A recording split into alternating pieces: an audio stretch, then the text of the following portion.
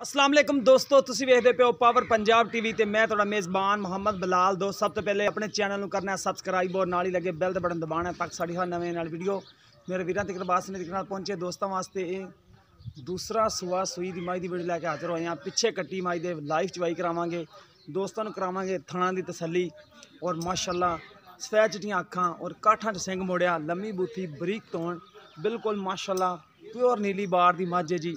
एक कड्डी दी सुथरी बिल्कुल बरीक पतली छोटी वक्खी दी सुथरी मझ है, कोई तुनी नहीं कोई कौड़ी नहीं, खुर बिल्कुल छोटा छोटा लग्या मझ नूं। सारी दिहाड़ी बाहर टुरन फिरन वाली मझ है। कन्नां दे विच पशम देखो माशाल्लाह, गिड़ गिड़ कन्नां दे विच पशम है। यह मझ थब्बे दे हवाने लाई खड़ी माशाल्लाह, सूह दा डोडा इन्हें चक्या होया है और माशाल्लाह कमाल मझ दा हवाना है जी। पूरा मुठ मुठ दा थाने और पूरी विरला ते खड़ा है। यह देखो मझ माशाल्लाह लाजवाब है जी।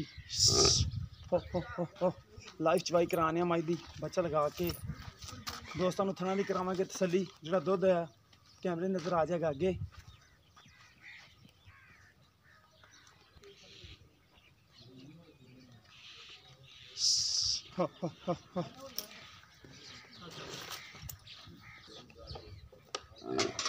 पिछे मझ दे कट्टी जी, यह कट्टी है सूई नूं किन्ने दिन हो गए, मालकां नूं पुछांगे किन्ने दिनां दी सूई हुई है। यह मझ टोर के तसल्ली होगी, नाले देखो कोई टुरन फिरन विच ऐब नहीं हैगा। हुण मझ लाने बच्चा बच्चा ला के कोई टैम वाली मझ नहीं दी, देख सकते हो कैमरे नज़र। कोई मझ थना तो नहीं आई, कोई कुछ नहीं, कोई किले तरह ने थान नहीं कटाए हुए। बिल्कुल ए जिवें मझ हुंदी उवें ही है बिल्कुल। हुण थाना दा पसमा जिहड़ा चेक करवावांगे, सख्त कर दी है, नरम कर दी है, कैमरे की नज़र हर एक चीज़ अगे आ जाएगी। पिछे मझ दे कट्टी है, आप वर्गी कट्टी दी मझ ने माशाल्लाह। पिछले खुर कट्टी दे भी सफेद ने और मझ दे भी सफेद ने और नीली बार दी मझां देखो, भावें वंगा पाओ तो भावें ना पाओ, ये होंदियां ने संता मझां नूं।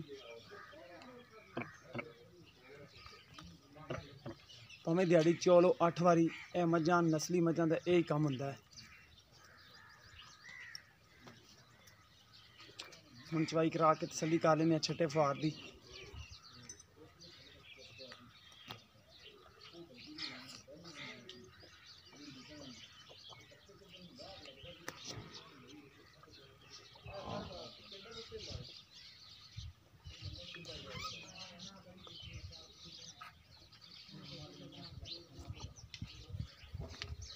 देखो पूरा फुट चौड़ा इनका खुड्डा है, एक गड्डी है और चमड़ी बिल्कुल मोमी कागज़ रंगी जाती, बिल्कुल पतली है, धागे तरह पूछ बरीक है। हर एक चीज़ कैमरे की नज़र से दिखाई दोस्तों ने, बाकी दोस्तों ने आप ही फैसला करना है। बस ये देखो जी माशाल्लाह पसमा, तुम याद करोगे कि इंशाअल्लाह ताला मझ ने पसमा किया है, बड़ा माशाल्लाह सख्त पसमा किया है जी। देखो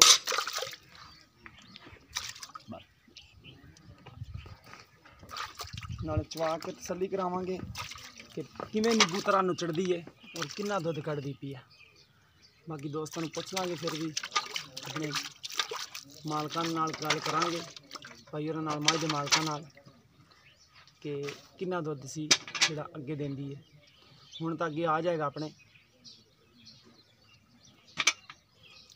ठीक है जी, चोवो एक एक तार ना सारा च मार के दिखा दे जी। पहले नंबर पे ठीक है जी, ठीक हो गया।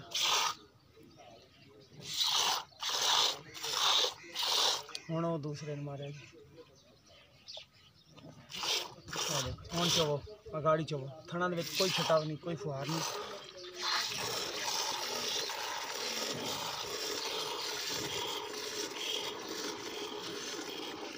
बस बस बस बस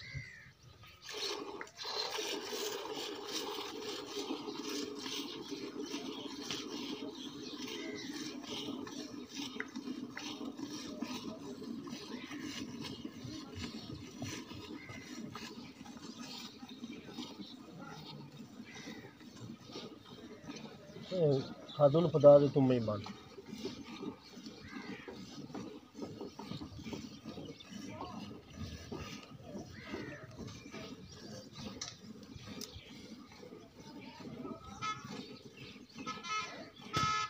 भाई दी गाड़ी किन्नी हो जाती है अगे तुसीं मिण दिओ।